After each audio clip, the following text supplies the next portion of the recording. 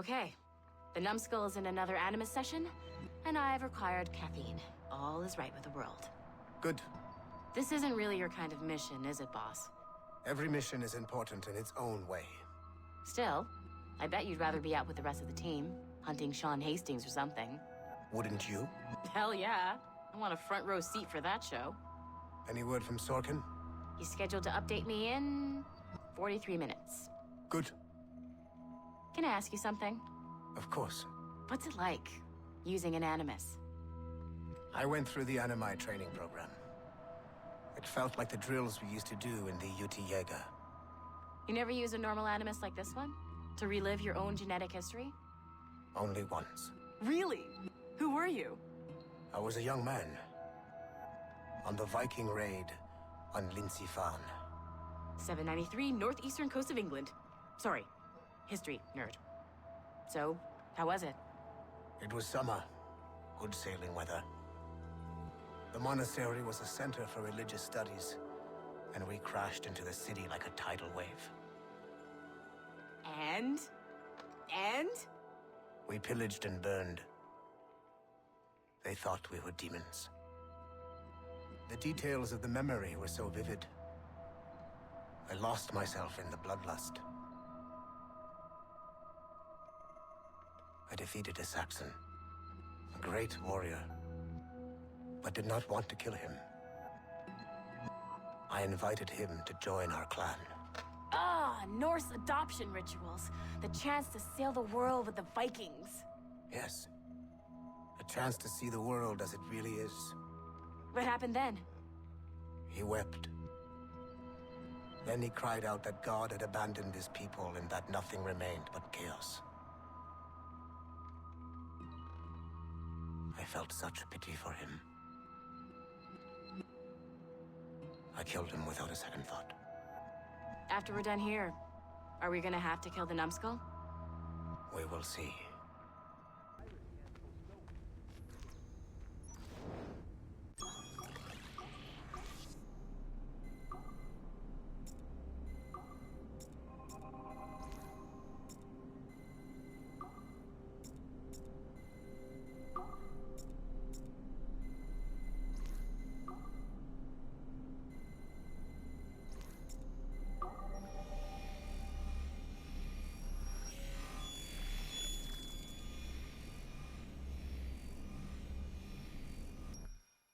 Hey, boss. Calling from Germany? Yes, I am in Essen, searching for an artifact called the Ankh of Isis. Can you tell me anything about it?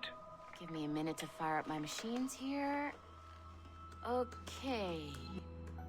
Not much. There's an obscure file from the data dump scanner that mentions it. It was allegedly 14th century Germany, where an assassin named Lucas Zergberg fought a Templar offshoot called the Brothers of the Cross. Huh, how original. That's the file that led me to this bland shit pile. Is there anything else? Anything outside of Abstergo official records? Nobody's ever seen the thing. There's all kinds of stories about its history. From Roman Gallia, Egypt during the Middle Ages, and even a cell of modern-day assassins. Oh. And it apparently raises the dead. Is there any evidence to support this? None at all. You know what I think? I think this is bullshit the assassins are spreading around so that people like us waste our valuable time sniffing after it. Smells like a trap. Agreed. Keep an eye out for new information about the Ankh. While it may not lead to an artifact, we may be able to follow the data back to some assassins. You got it, boss. Where are you off to next? Cuba. I'm going to excavate the observatory.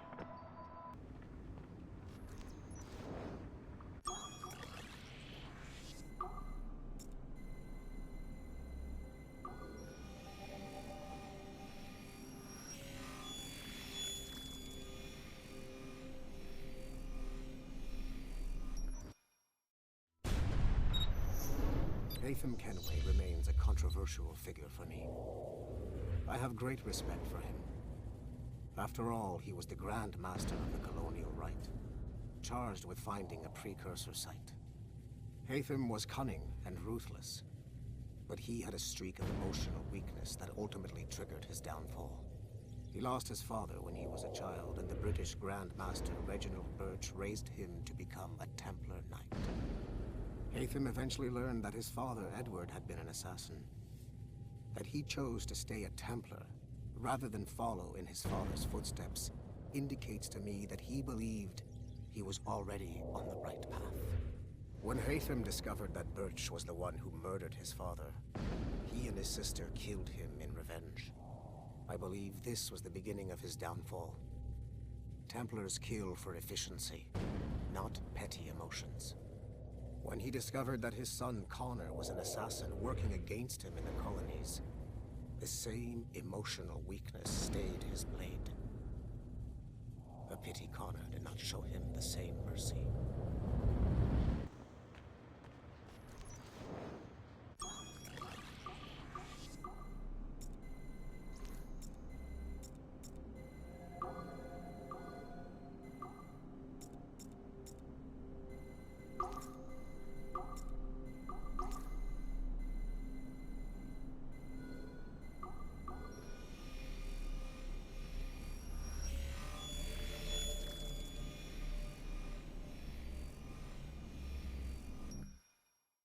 Speak. Why has Violet DaCosta been removed from Sigma Team? I'm reassigning our assets as I see fit to align with the goals of the Phoenix Project.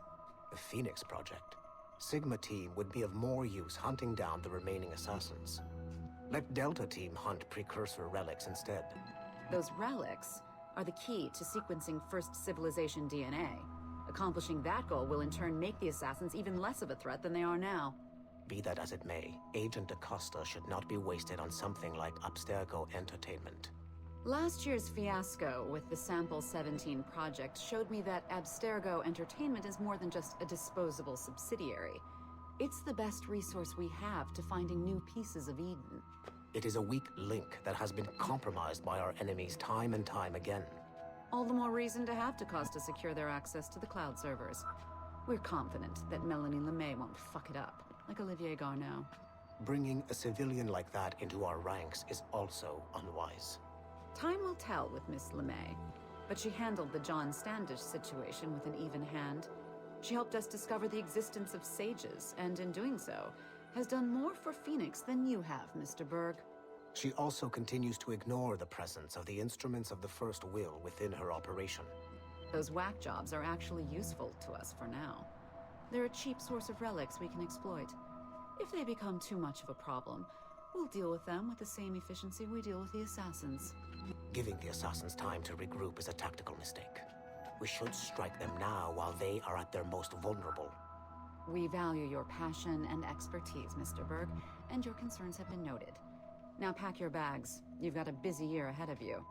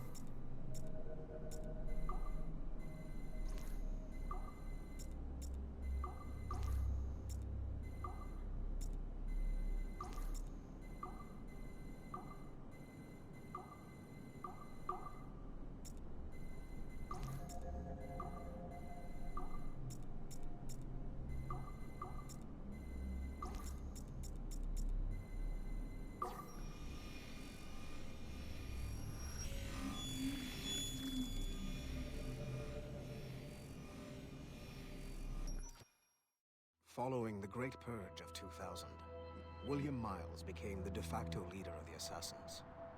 A cunning and ruthless strategist, he trained several agents who infiltrated Abstergo including Clay Kazmarek and Lucy Stillman. In late 2012, I captured William Miles in Cairo and delivered him to Warren Vidic in Rome. Miles' son, Desmond, attacked Abstergo, killed Vidic and Master Templar Daniel Cross. He fled to a First Civilization temple in New York. On December 21st, Desmond Miles was killed inside the precursor structure. The grieving William Miles went underground and left the Brotherhood in the hands of Gavin Banks. Banks led a small team across the globe, attempting to rebuild assassin cells. We have confirmed sightings in Kyoto, Moscow, and Paris. Miles resurfaced in late 2013, and we have confirmed his involvement in the infiltration of Abstergo Entertainment Montreal by the assassins Sean Hastings and Rebecca Crane. Both Miles and Banks remain at large. Agent DaCosta has tasked the Akashic satellite Plexus to sweep the planet for traces of assassin activities. We have yet to locate them.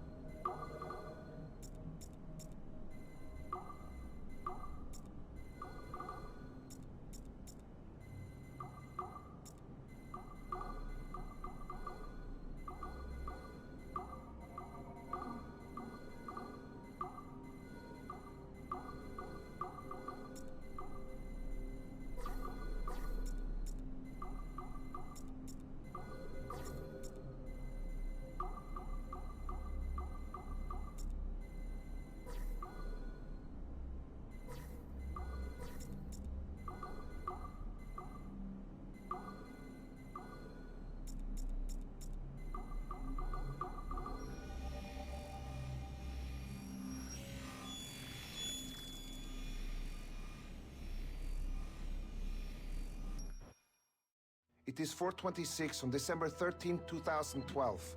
Debriefing of Sigma Team's Cairo operation. Debriefing conducted by Abstergo psychiatrist Tibor Hashek, Level 7, and Director of Operations Letitia England, Level 9. State your name and rank for the record. Juhani Otsoberg, service number OP114-8506-B, Master Templar. How would you classify the result of your Cairo mission, Master Berg? I would call it a complete success. The new Sigma team performed admirably. That's going a bit far, don't you think? The target, William Miles, was apprehended and the first civilization artifact was retrieved. Both were handed off to Warren Vidic without incident. May I ask how you would rate the mission? We're pleased with the results, but not with the methods with which you achieved them. I see. May I ask why? You went off mission. You were supposed to apprehend the target at the airport, not at the museum. When the target emerged from the plane, he was posing as a tour guide for a class of high school students on a field trip. A member of Sigma Team informed us you aborted the mission then and there. I will not deny this, but tell me, who talked? I cannot reveal that. No matter, I will find out on my own. Back to business. The target was very smart, but also very sloppy. Explain. The target possessed advanced counter-surveillance techniques, but lacked the skill to implement them properly. The target was trained as an assassin since birth. I am aware. However, it has been many years since he was an active field agent. He must have been very desperate to go himself, as these days, he is more of a talker. A puppet master. And what are you? A predator. A predator who defied orders because of the presence of some schoolgirls. I prefer to think of myself as one who can choose the most opportune time to strike. The last time I followed orders to the letter was in Florence. That did not end well for anyone. Was it that? Or did the students perhaps remind you of your daughter? I separate my work and personal life completely. Your daughter's recovery has been remarkable. I do hope her progress continues. Please, don't. I beg your pardon. I find your attempt to threaten my child vulgar and unnecessary. Explain. Abstergo's pharmaceuticals have given my child a chance at a life free from pain. And I have at last found what I believe to be my calling in life. And for that, we expect obedience. For that you have my loyalty. The involvement of the children in Egypt compromised the original mission. Nothing more. We already have one Master Templar that we can barely control. I don't like the idea of having two loose cannons out there. With all due respect to Master Cross, while he is gifted, he is mentally disturbed. We mean no disrespect, but after losing your team in Florence, we felt a need to keep a close eye on you. I achieved all mission objectives, and achieved them without bloodshed. So my only question for you is, am I in command of Sigma Team or not? As you said, the results were impeccable. Then I believe this meeting to be at an end. I request permission to leave. Do you have something more important to do? I am going to find out who among my team talked to you. I will not tolerate that kind of insubordination. I think we can stop here. The briefing ended at 4:34. Transcript to be sent to Alan Ricken for security clearance.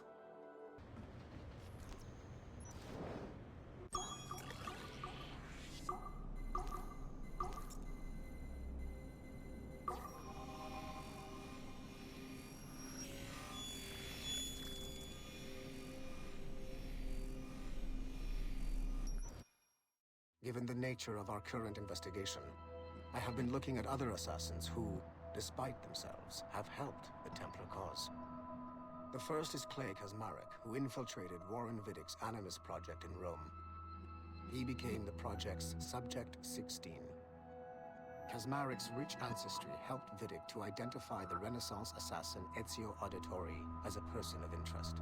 Driven mad by overexposure to the Animus, he committed suicide. However, Kazmarek may have unexpectedly become useful again. While in the Animus, Subject 16 came into contact with the first civilization entity known as Juno. Perhaps studying his bizarre Animus experiences can help us find a way to deal with the looming threat Juno promises. With Subject 16 out of the picture, Vidic needed a replacement.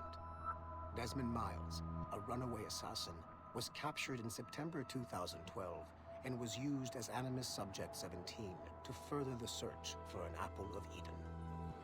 He managed to escape and uncovered an imminent threat to the planet. A solar flare similar to the one that wiped out the precursor race over 75,000 years ago. Desmond Miles also reactivated a first civilization temple in New York and used it to save the world, but it cost him his life. Abstergo recovered his body. In death, Desmond Miles became Sample 17, and his valuable genetic data was uploaded to the cloud servers in order to benefit all branches of Abstergo. Whether they live or die, we must continue to find ways to make the assassins work for us.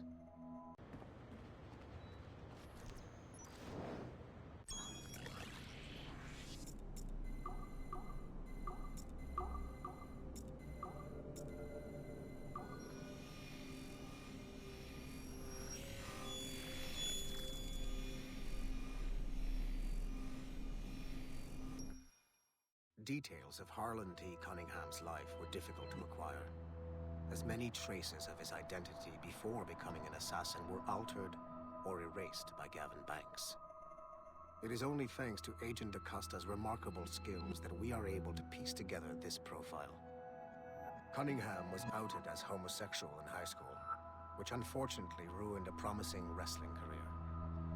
He left Texas as quickly as he could and fled to Europe. Cunningham was recruited by the Brotherhood in Florence, Italy, under the leadership of assassin veteran Adriano Maestranzi. Sigma team attacked the Florence hideout in 2012, but Maestranzi detonated a bomb. 3 assassins were killed before the explosion, but Sigma team was annihilated in the process. Cunningham and I were the only survivors. Cunningham was last sighted in Rotterdam, alongside Aaron Schutt, a former mixed martial arts champion who also suffered a career backlash when he came out as homosexual. It is clear that Cunningham is mentoring Schutt in the ways of the Brotherhood. Although physically gifted and extremely dangerous, Schutt is a poor choice as an assassin. He is incapable of keeping a low profile and will compromise the Brotherhood despite himself. Recently, Cunningham stole a piece of Eden from an Abstergo facility in Rotterdam. During the operation, Schutt was charged to attack Abstergo employees throughout the city to draw attention away from his mentor. Although Sigma team managed to reclaim the item, both Cunningham and Schutt escaped. I will not allow Cunningham to get away from me a third time.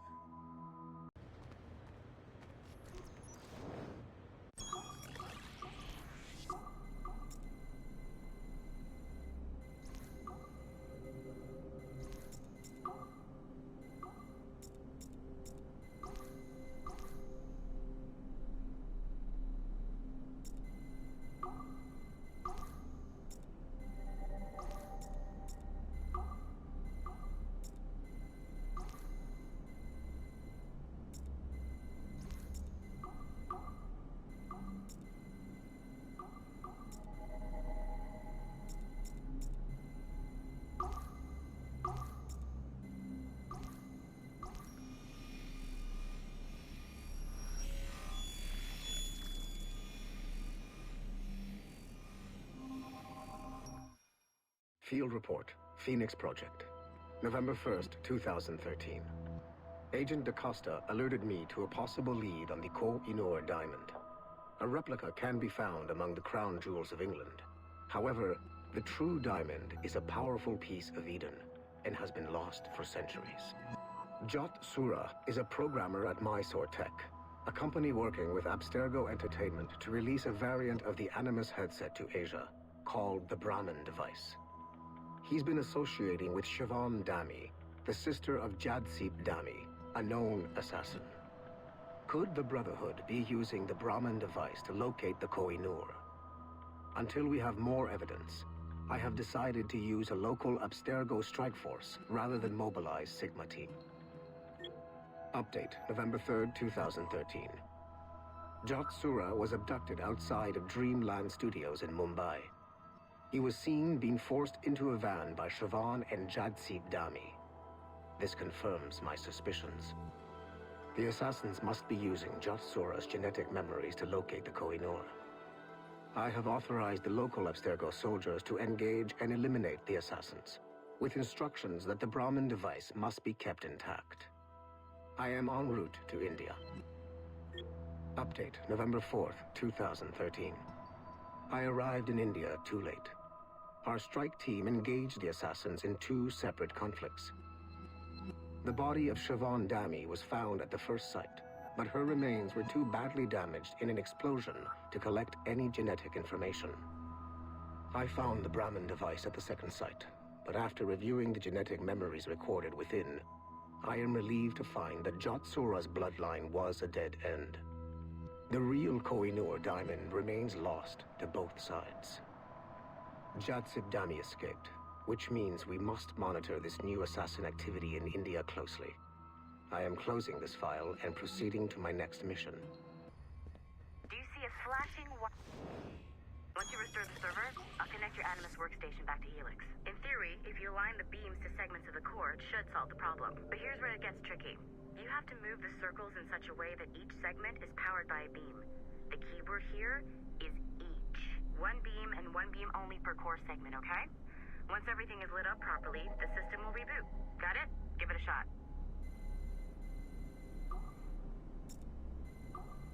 Good job. This core wasn't too complex. But rebooting the advanced hardware in the rest of the building will require more work.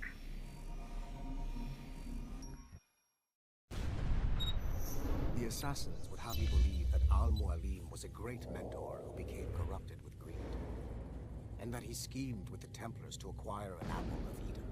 I see instead a shrewd and cunning leader. A man who used his best assassin, Altair ibn Lahad, to eliminate his conspirators in order to keep the apple for himself, so that he could use it to enforce world peace. While it must be stated unequivocally that Al-Mualim was not a Templar, it is interesting to me that his vision of peace was more in line with Templar philosophy than assassin. In the past, both sides had the same goal, that of peace. Our only difference was how we chose to achieve it. Had Al-Mualim not been killed by Altair and allowed to carry out his plan, perhaps we would not be fighting now. It was only after Altair reformed the Brotherhood with its new ideals of free will that the conflict truly escalated and spread across the planet. For if the so-called wise man of the mountain can see things from our point of view, surely the same can be said for other assassins. And you're in.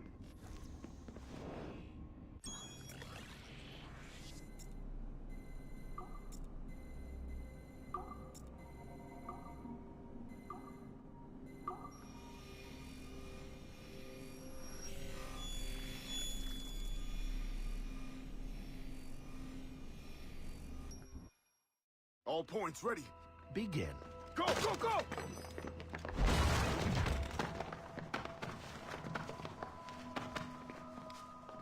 Who are you? Don't you touch her! Oh, for God's sake, restrain him. You, give me the child. Oh, shush now. You're all right. Elena! Calm down, Mr. Berg.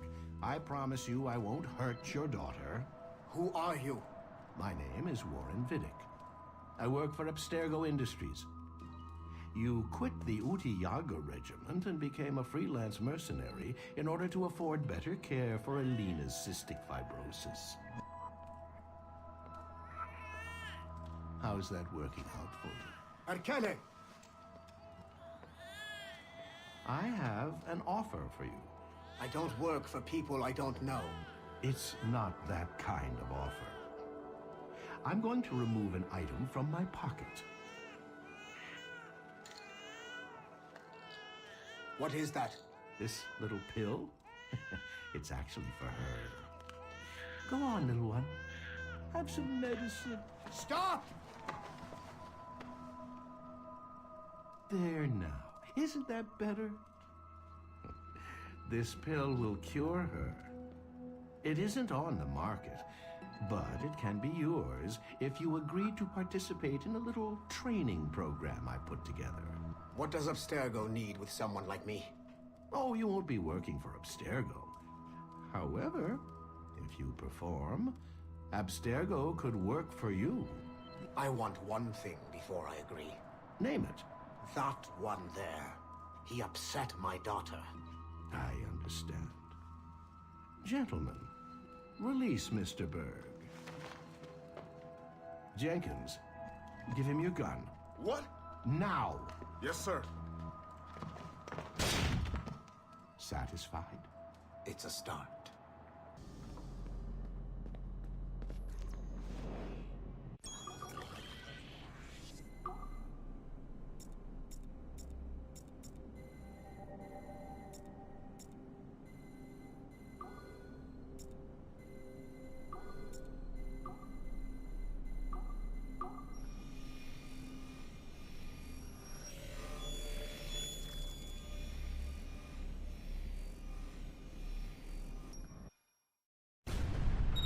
François Macandal saved Baptiste from slavery and inducted him into his so-called brotherhood.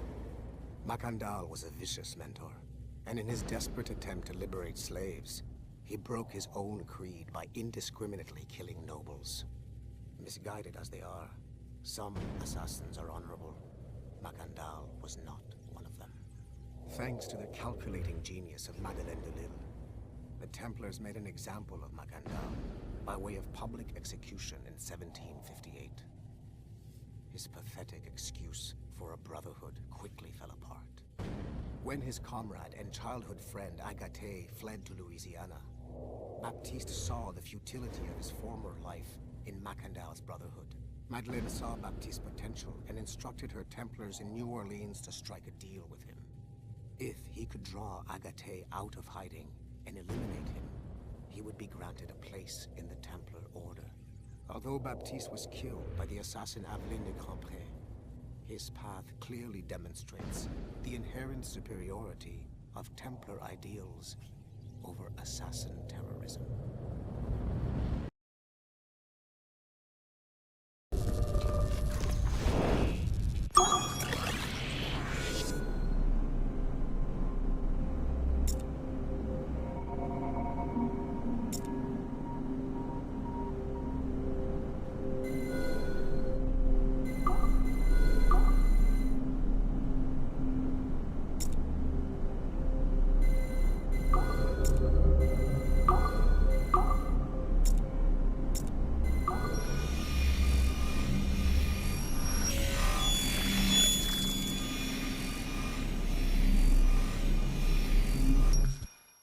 Otto Berg, the big star of the Animi training program.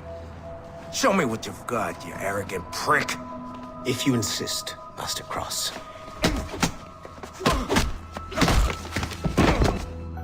I believe that my training will soon be complete.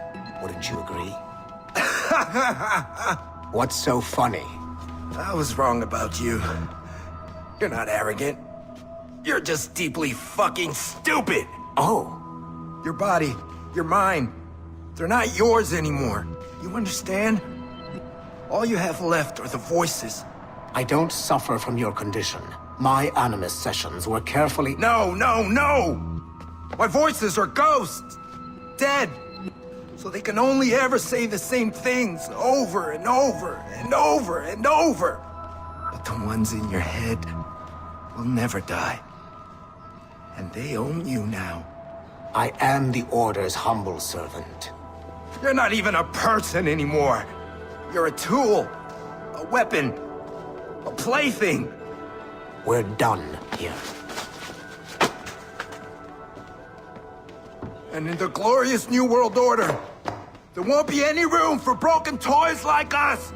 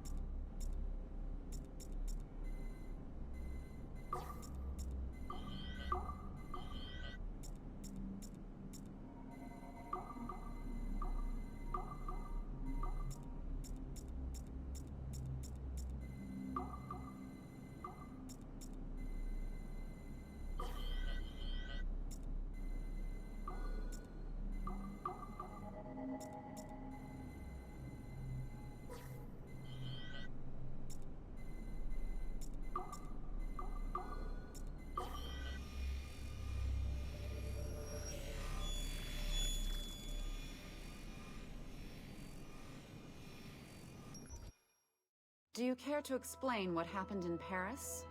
Gavin Banks led a team of assassins to your laboratory and destroyed it. That lab was supposed to be completely off the grid. How did they find it? Banks is a known associate of Sean Hastings and Rebecca Crane, who have infiltrated Abstergo before. He is also not your typical assassin brawler. He follows information. They found a way to access your Helix servers. Nothing is off the grid anymore. That facility was dedicated to studying the sage we recovered from Montreal last year. If you had informed me of its existence, Sigma Team could have protected your interests. Did you engage Banks' team? Sorkin and I tracked them from Paris to La Rochelle, where their ship was waiting for them. We fought, but we were outnumbered. Sorkin was stabbed 7 times by an assassin we have identified as Galina Voronina. And you let them get away? Let's be very clear. I was trained to hunt and kill assassins. It was you who disbanded my team and sent me on a fool's errand across the surface of the Earth. I warned you this would happen. You know what? I can admit when I'm wrong. You have my permission to reform Sigma Team. I need DaCosta back. Impossible. She's still in Montreal. Unacceptable. I've apologized for my oversight, Berg, but don't push me. The fact is, we need to find new sages. Alvaro Grammatica tells me that Melanie LeMay has a few promising leads in Montreal. When will DaCosta be finished? She's ahead of schedule on security upgrades and firewalls, but Helix is a target for assassins, Erudito, and the First Civilization consciousness. So, there have been some setbacks. Is the building physically secure? There's security on site. Send me there. Oh? I thought you were too good to be wasted on such trivial matters. I wanted DaCosta back on my team, and if that building is a target, I need to make sure she's looked after. I will also improve their security in my own way. Very well, I'll start preparing the necessary documents. Like DaCosta, you'll be a consultant from Abstergo Industries, there to help bring them up to speed on some new policies. In the meantime, send some extra agents to Paris. I suspect there may still be assassins lurking there.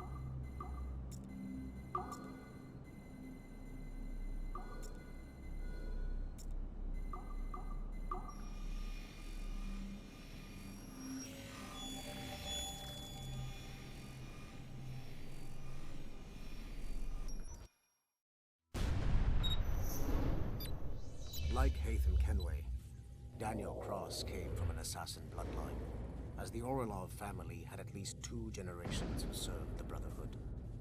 Daniel Cross's history of drug addiction and animus-induced psychosis should not take away from his many accomplishments for the Templar cause. Under the influence of Warren Vidic, he was planted into the Brotherhood and earned their trust, eventually meeting their reclusive mentor. Then his subliminal programming activated, and he killed the mentor, triggering the first great purge of the modern age. Al-Mualim, Haras, Vali Sel Tradat, Baptiste, Duncan Walpole, Hatham Kenway, Lucy Stillman, Daniel Cross. These are but a few prominent examples of something I've always felt. That there will always be assassins who are willing to abandon their cause to serve ours. Yet there is no one who embodies this idea better than Shay Cormac. And I want the assassins to confront this painful reality. Why isn't this working? But have you tried it, though? No, the story's told in rhyme. It doesn't sound like my thing.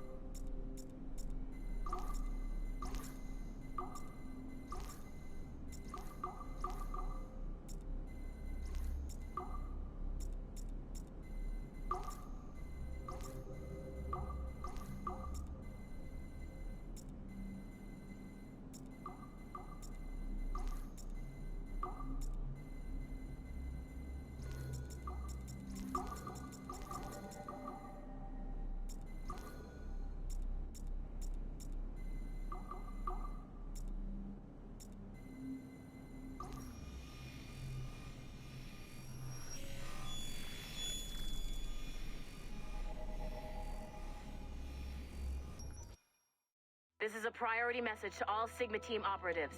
Assassins have stolen an artifact from a Rotterdam storage facility. Rally point is at 51.887107 by 4.559017. Be there at 0600 local time. Stragglers will be put to death, so move it. Listen up, losers. There are 2 confirmed assassins operating in the city. Target number 1 is Harlan Cunningham, the only survivor of a cell in Florence that our fearless leader eradicated a couple of years back. He stole the precursor box and is on the run. Target number 2 has been identified as Aaron Shoot, former MMA champion, and now Cunningham's disciple and lover, a romantic. He's running interference, murdering our Templar agents embedded in Abstergo facilities throughout the city. Sorkin, take Sigma Team and go after Shoot. I will take down Cunningham myself and recover the artifact. I don't like the idea of you going alone, boss. I want to deal with him personally. Sigma Team, maintain contact with Violet at all times. You have your orders. Sorkin, you dipshit! Don't engage him hand-to-hand. Pull your men back!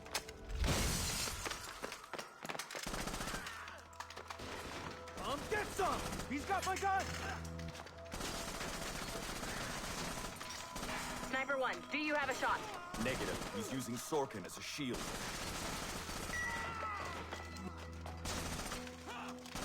He's tearing us apart! Take the shot! I hit Sorkin. He dropped a smoke bomb. I've lost visual. He's gone. That's our cue. Pick up your sorry asses and get to the extraction point. Double time. Just fucking kill me already. I had a dream about you. Ah, that's sweet. But I'm with someone. In my dream, you never made it out of Florence alive. What can I say? I'm too stubborn to die. Hello, lover. Perkele! We can't leave the box behind. Fuck that! I killed half the Sigma team. Let's quit while we're ahead. See you in your dreams, Berg. What a shit show. Compile the relevant parts of our audio logs and send them to Letitia, England. Tell her this is exactly why she should be letting us hunt assassins.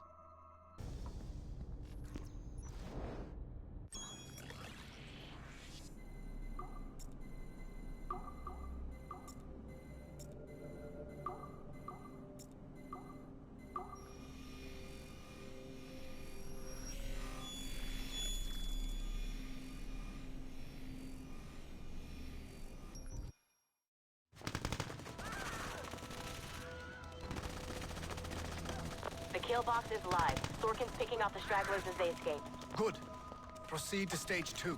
All points, the word is given. Stage 2 is a go. I repeat, stage 2 is a go. Get those doors down. 3, 2. Adriano Maestranzi, I have come for you. What's he holding? Vittoria agli assassini. Bomb!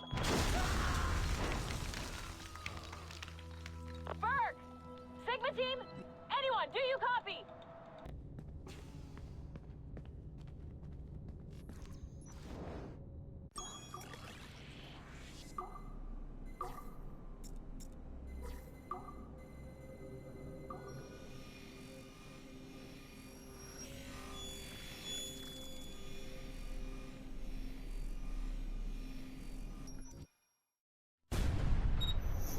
Duncan Walpole rose through the ranks to become a master assassin. But he was restricted by a brotherhood which chose to send him across the ocean to the West Indies, rather than find a way to nurture his potential. Once there, Duncan attracted the notice of Laureano Torres, former governor of Cuba and Templar Grand Master. Through their correspondence, Torres offered a less violent way to achieve their mutual goals, by using precursor artifacts as a surveillance system, rather than the murders and scheming favored by the Brotherhood. Sadly, Duncan was killed by a pirate before the Templars could help him achieve his potential. Although Duncan's story does not have a happy ending, it clearly demonstrates that the Templars' highest goals of peace and order need not exclude personal success and achievement.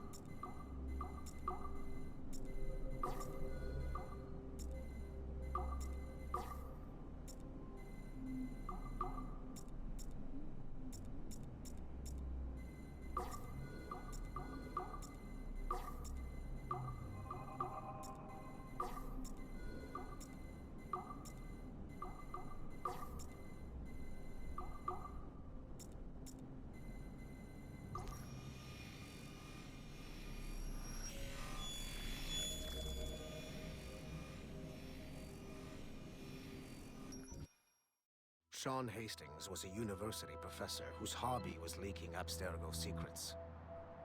He was hours away from being killed by Abstergo when he was saved by Rebecca Crane, an assassin hacker. Since then, the pair have been inseparable, providing technical support for assassin field agents. Hastings and Crane infiltrated Abstergo Entertainment Montreal in late 2013, and were responsible for the theft of classified information. It is unclear if they planted the virus currently affecting the Helix servers, or if they merely left the door open for other hackers to exploit. Rebecca Crane's skills are not to be underestimated.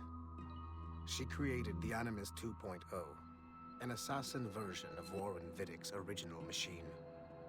It appears that she was also largely responsible for establishing a new, more secure assassin network.